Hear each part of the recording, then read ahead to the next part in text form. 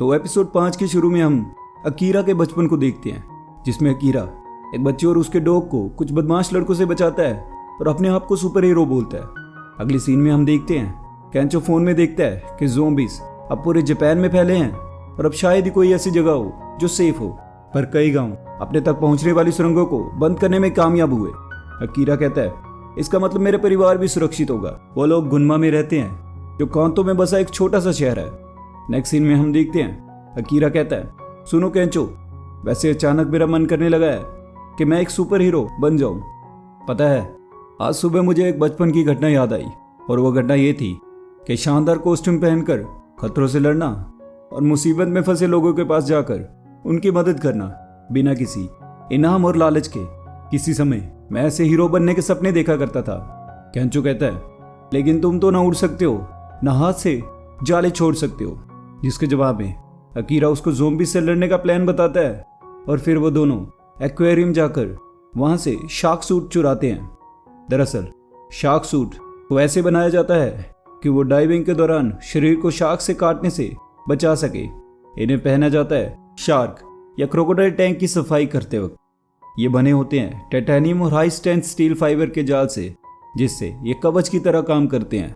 Next scene में हम देखते हैं एक बस जिसमें सर्वाइवर होते हैं और उनके साथ वो लड़की भी होती है जो स्टोर में अकीरा से मिली थी, जिसका नाम शिजुका मिकाजुकी है।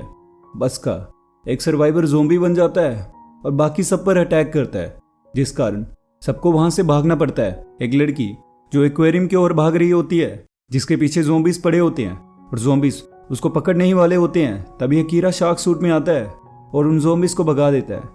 तभी अकीरा बाकी सर्वाइवर्स को देखता है, जिनमें से वो शिजुका को देखता है और मन में कहता है सोचा नहीं था इससे यहाँ मिलना होगा। इसे कहते हैं किस्मत। यही मौका है उसके सामने हीरो बनने का।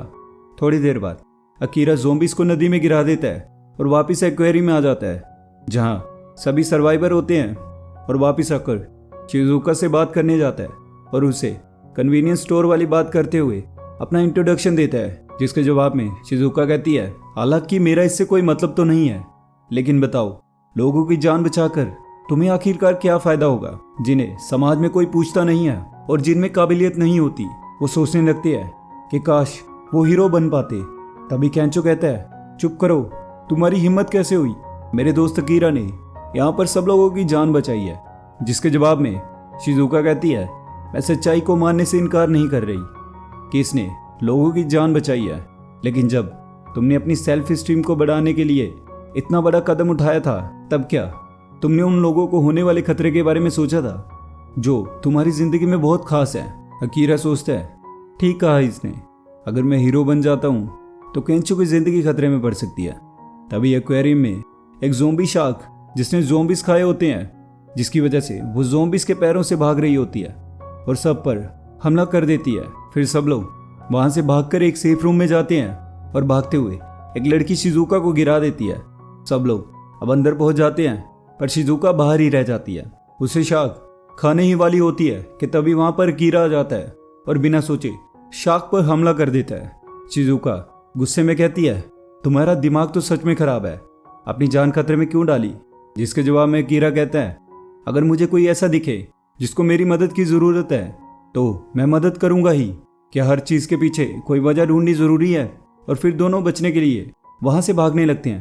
तो शिजुका एक प्लान बनाती है और कहती है शार्क्स के सर में सेंसरी ऑर्गन्स होते हैं जो वोल्ट के 10 लाख जितना इलेक्ट्रिकल चार्ज का भी पता लगा लेते हैं। अगर उनके सेंसिटिव ऑर्गन पर करंट का एक झटका लगे जो वो किसी इंसान के मसल से डायरेक्ट कॉन्टैक्ट में हो, कंफ्यूज होकर वो उन्हें बाहर निकाल देगी। मैं कोई ऐसी चीज चाहती हूँ जो ज्यादा तेज इलेक्ट्रिकल करंट दे। और अकीरा शार्क को उलझाए रखता है पर बुरी तरह जख्मी हो जाता है। अकीरा की हेल्प करने वहां केंचो आता है, शार्क उस पर अटैक करती है। तभी शिजुका अकीरा को बैटरीज देती है और कहती है ज्यादा से ज्यादा असर के लिए बैटरी को डिस्चार्ज करना होगा। पता नहीं शार्क पर इसका असर होगा या नहीं। तभी अकीरा कहता है लेकिन फिर भी हम कोशिश करेंगे, और फिर जोर से शार्क को पंच करता है और शार्क वहीं पर मर जाती है। नेक्स्ट सीन में हम देखते हैं अकीरा और केंचो वहां से जा रहे होते हैं और शिजुका भी जा रही होती है।